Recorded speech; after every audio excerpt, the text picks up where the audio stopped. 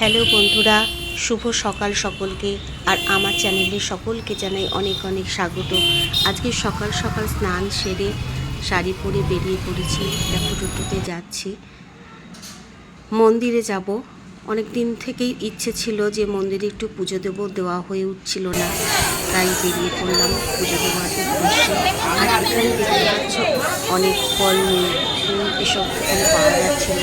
আসলে সেদিনটা ছিল বিপত্তারিণী পুজো, সেই কারণে মন্দিরের সামনে এগুলো বিক্রি হচ্ছিল। ভালোই হলো একদিকে।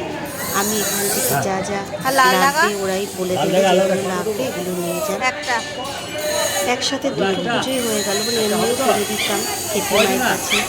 আর এটা হচ্ছে কাটোয়ার বিখ্যাত খেপি মা, আমাদের সকলের মনস্কামনা পূর্ণ করে। কিন্তু জানো তো, সকলের ভালো থাকার যে তুমি প্রার্থনা জানালে, সেটা যে সকলে ভালো মনে ভাবছে যে তুমি তার জন্য ভাবছো, সেটা কিন্তু নয়। তুমি সকলের জন্য ভেবে যাবে, কিন্তু সে ভাবছে যে তুমি তার জন্য হয়তো কিছুই ভাবছো না।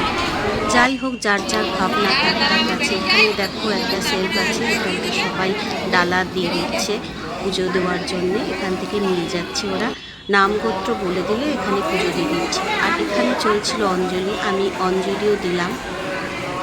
পুরো মন্দিরটা দেখো, খুব সুন্দর। তোমরা কখনো যদি কাটোয়াতে আসো, তাহলে কাটোয়ায় এই খেপি মায়ের এখানে অবশ্যই আসবে, ঘুরে যাবে, মনটা খুব ভালো লাগবে। আর বাইরে এখানে প্রদীপ ধূপ জ্বালানো হচ্ছে।